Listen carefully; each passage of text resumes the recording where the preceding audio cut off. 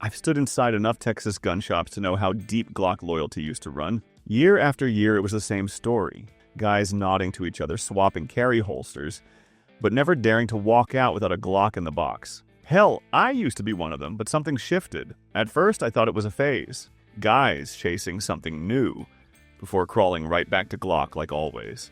I watched regulars, the diehards, the never-switch crowd, lining up for pistols they once called second-rate, leaving that old Glock behind without a glance back. Maybe you've been that guy, stubborn as a mule, thinking Glock was the only real answer. So was I. Then I saw the tide turn. It started as shop talk, then rumors in group chats, until finally even the holdouts gave in and made the swap. Stick around and you'll see exactly what pushed everyone over the edge, and the one pistol at the end that knocked even the king off its throne.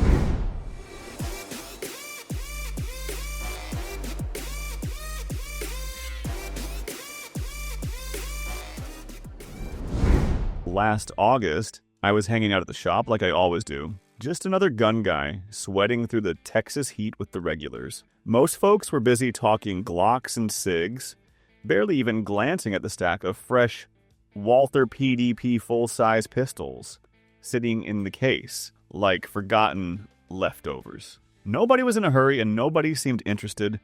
That changed on a random Saturday when I spotted a younger guy at the range, PDP in hand. He wasn't part of the usual crowd, didn't brag, just quietly loaded up and started shooting. It wasn't luck. Mag after mag, his group stayed tight, smoother than most of the old-timers I've watched for years. Heads turned, conversations dropped. Even the diehard Glock fans couldn't ignore it once he started out-shooting at their best. By the end of that session, guys who'd never considered a walther started asking to try a few rounds. I didn't expect much myself, but when I finally ran a PDP through its paces, it just felt right. Flat shooting, crisp trigger, nothing fancy, just clean results. That week, a couple of those Glock for life guys circled back after hours and quietly bought their own. No hype, no influencer talk. The underdog just proved itself, and I was right there to see it happen.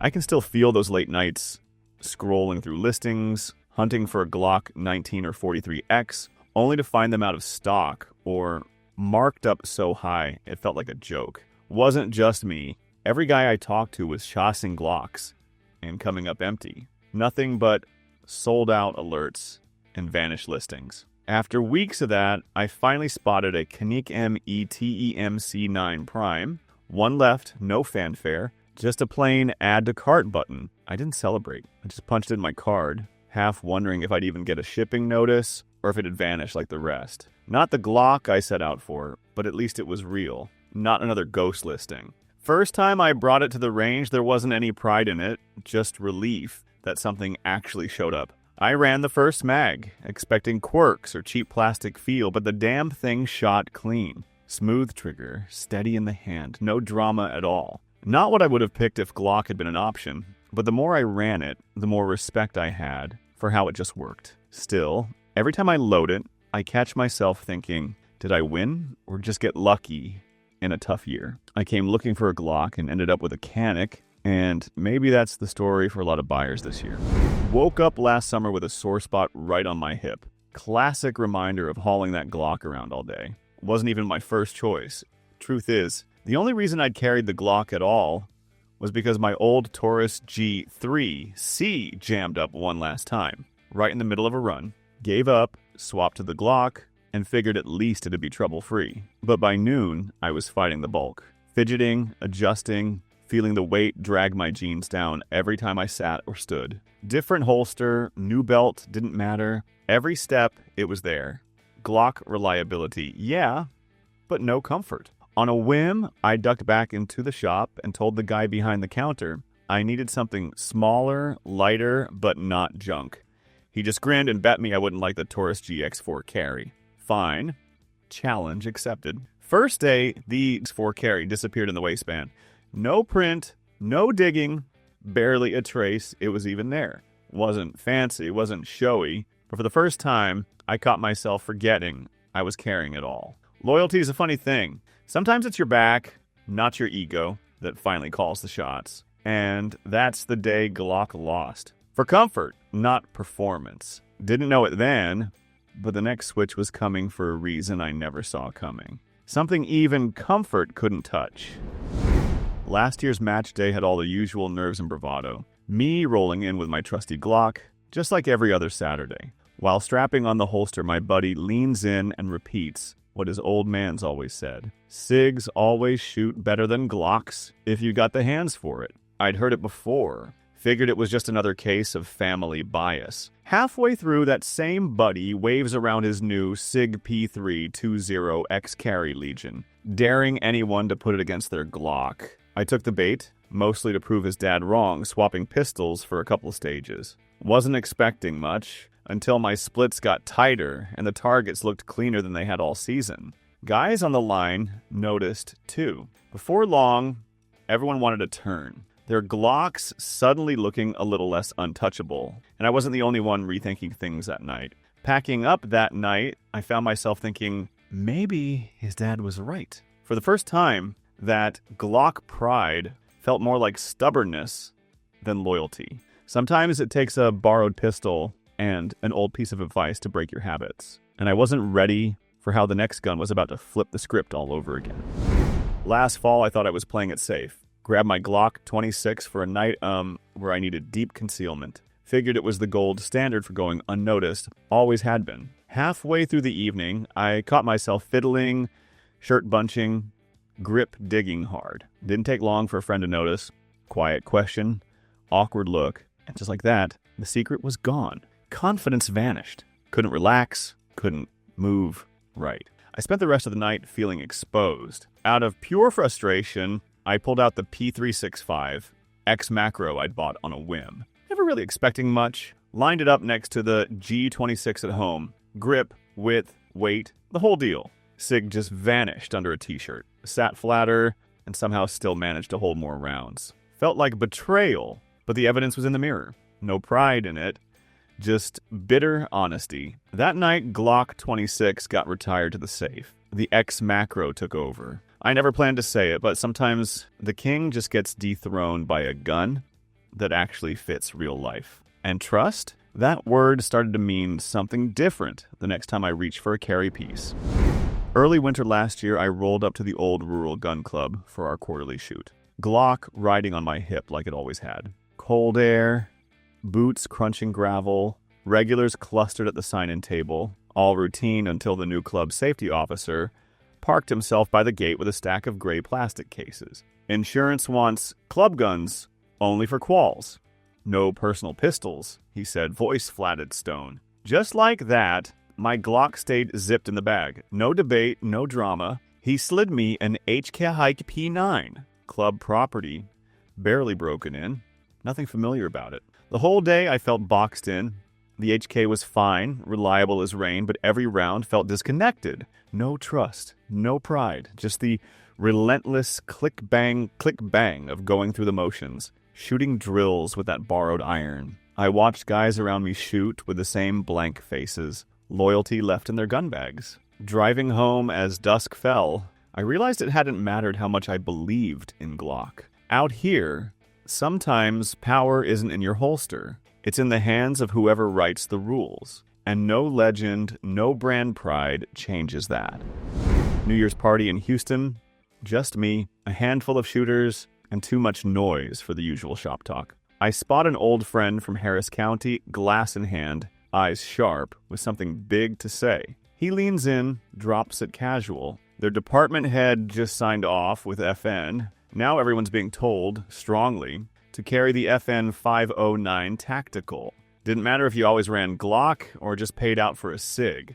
Glock and SIG weren't just losing favor. They were getting boxed out with a signature and a shipment of new pistols. The room froze. Every guy in earshot, lifers, brand snobs, the ones who made Glock their whole identity, cracked nervous jokes, trying to play it off. But nobody was really laughing. Loyalty, in-jokes, the endless online wars, none of it meant a damn thing. Glock's hold wasn't broken by a jam or a bad day at the range. It got erased with paperwork and a handshake. I watched those guys stare into their drinks, faces tight, already bracing for whatever might get swept aside next. Next up, things got even more personal. The kind of switch nobody in that room could have predicted, least of all me. I used to joke I'd carry a Glock till my hands gave out. For a while it sounded tough, then it started to sting. At first I blamed range days, too much steel, bad weather, or just old ammo. But month after month, the aches in my hands stuck around. Loading mags, working the slide, even pulling the trigger, all of it felt harder than it had any right to. Still, I played it off. With friends at matches, I kept the winces to myself. Said nothing about the cramps, let the Glock pride do the talking. One evening, alone at the range, the staccato C2 was sitting on the bench. Lighter, slicker, not my usual pick. Ran a few mags, then a few more. For the first time in years, my knuckles didn't scream. No need to rush home and ice my wrist. I didn't plan to switch. Next time out, I left the Glock, zipped in the case, didn't even mention it. There wasn't a big moment, just a slow drift. The gun that had felt like part of me for years just faded out, quiet as old pain. Nobody asked, so I never said a word. The other night I was in the garage, just working through my usual draw-and-dry fire routine with the Glock. Nothing big, just the normal grind, timer buzzing, trying to keep the basics sharp. After 20 minutes, I felt bored stiff. Every rep was the same, grip started to irritate me, even the trigger felt off. I tossed it on the bench, ready to call it.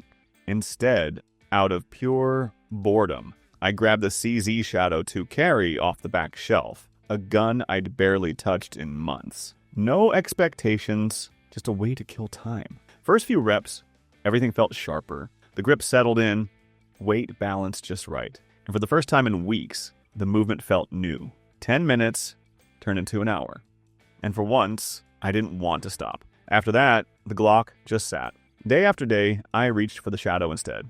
No big switch, no plan, just quiet relief that practice didn't feel like a chore anymore. If one forgotten gun could snap years of routine, it made me wonder what kind of earthquake the last pistol on my list was about to bring.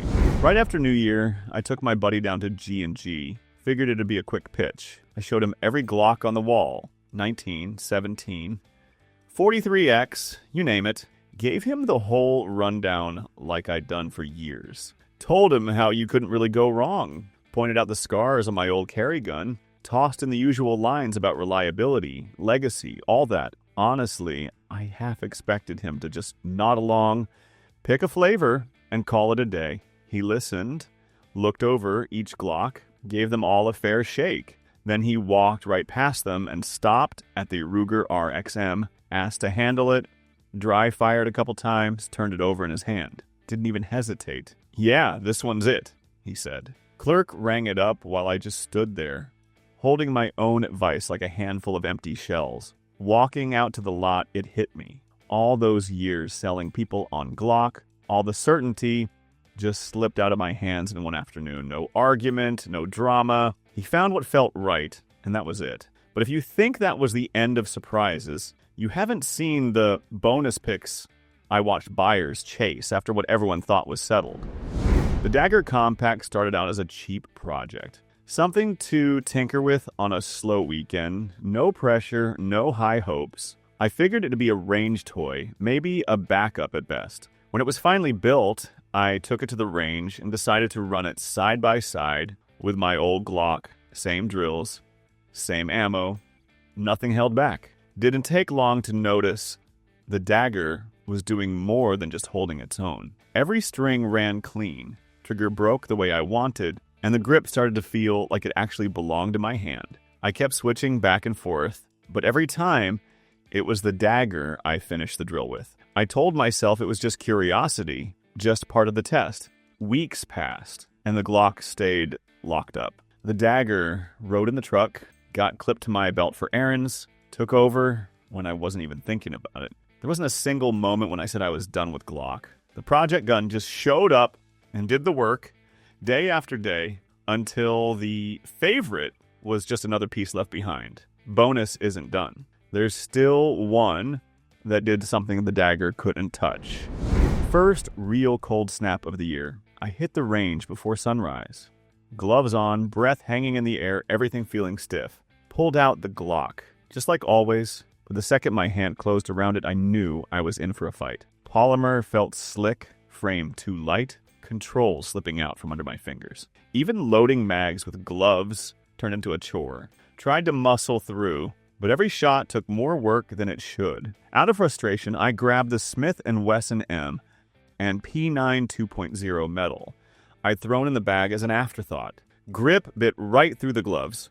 Weight settled it down, and every control clicked, no matter how cold my hands got. Shots stayed steady. Follow-ups fell right in line. It was the first winter session I didn't want to cut short. After that, the Glock started staying home when the weather turned. The M and P9 2.0 metal took over, not because I wanted a new favorite, but because it was the only thing that made winter shooting feel right. Sometimes the season picks the gun, and there's no reason to fight it. By now, you've seen what changed. What finally made Glock guys let go, sometimes for good. I felt the same itch, saw the same relief and second-guessing on faces at every shop. Some buyers walked away grinning, some just looked dazed, like they'd just broken up with an old friend. Funny thing though, nobody ever switched for hype alone. It was always after a letdown, a failure, or a quiet moment when a so-called lesser pistol ran circles around the king. So I'll ask you straight, what was your breaking point? Did you make the switch? Or are you still gripping that Glock a little tighter? Doesn't matter if it's pride or regret. Tell your story below. I'm Steve. If these pistols proved anything, it's that loyalty ends the moment a better deal walks in and earns it.